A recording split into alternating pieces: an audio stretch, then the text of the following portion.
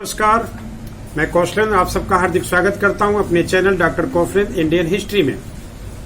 आज की टॉपिक है पुर्तगाली गवर्नर अल्फांसो दी अल्बुकर्क। और अल्फांसो दी अल्बुकर्क का जो समय सीमा है भारत में बतौर गवर्नर वो 1509 से 1515 तक है। उसने भारत में इतना काम किया कि वास्तव में अपने आप को आहूत कर दिया, यानी कि 1509 में आया और 1515 में यहीं पर मर गया। और गोवा में इसे दफन भी किया गया, जहां की प्रथम कैथोलिक चर्च बना है। अल्फांसो दी अल्बुकर्क का योगदान पुर्तगाली संदर्भ में उतना ही है जितना ब्रिटिश संदर्भ में क्लाइव का था या फ्रांसीसी संदर्भ में डुप्ले का माना जाता है। अल्फांसो दी अल्बुकर्क के संदर्भ में कुछ महत्वपूर्ण तथ्य जो इतिहास में मिलते हैं।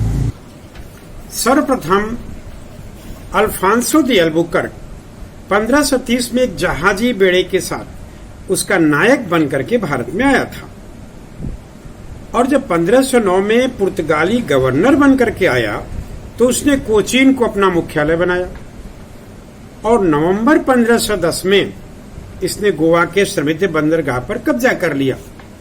ये गोवा का प्रसिद्ध और बड़ा ही संपन्न बंदरगाह था, जो बीजापुर शासक यूसुफ आदिल शाह के नियंत्रण में था।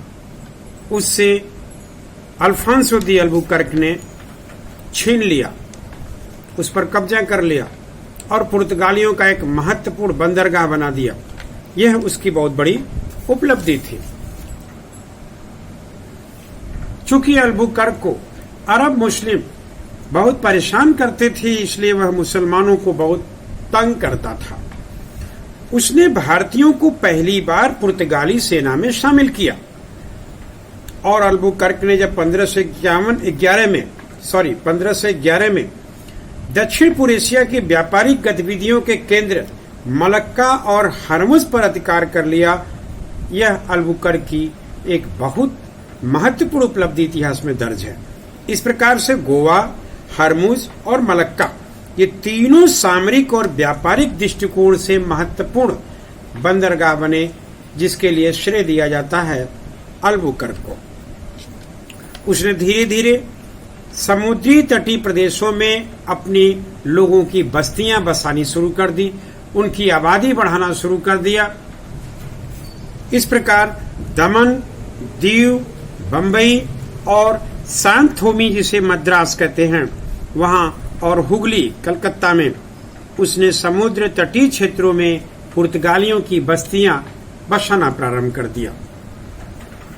इस प्रकार से अल्बुकर्क की जो उपलब्धियां हैं वह व्यापारिक और सामरिक दृष्टि से बहुत महत्वपूर्ण थी। उसने कुछ सामाजिक काम भी किए।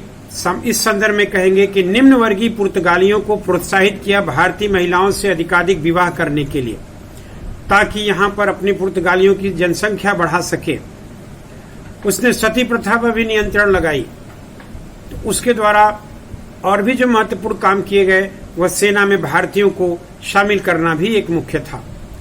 इस तरह से अल्बुकर्क के महत्वपूर्ण योगदान, जो फ्रांसिस डी अल्मेडा द्वारा ब्लू वाटर पॉलिसी यानी कि शांत जल नीति को गति देना था। तो भारत में गोवा पर अधिकार करना, मलक्का और हरमुज पर अधिकार करना, उन्हें सामरिक दृष्टि से मजबूत बनाना और भारतीयों को पहली बार पुर्तगाली सेना में शामिल करना, भारतीय महिलाओं से अधिकाधिक विवाह करने के लिए प्रोत्साहित करना, समुद्र तटीय क्षेत्रों में पुर्तगालियों की जनसंख्या बढ़ाने के लिए उन्हें बसाना, ये सब अल्बुकर्क के योगदान हैं। और इस योगदान के लिए पुर्तगाली कंपनी में अल्बुकर्क का बहुत महत्व है। इस पर बहुत से ऑब्जेक्टिव क्वेश्चंस प्रतियोगी परीक्षाओं में बनाए जाते हैं। अल्बुकर्क के योगदान को लेकर के उसे ध्यान में रखते हुए केवल उन्हीं तथ्यों को आउटलाइन की गई है जो छात्रों के लिए बेहद उपयोगी हो। Thank you very much. नमस्कार।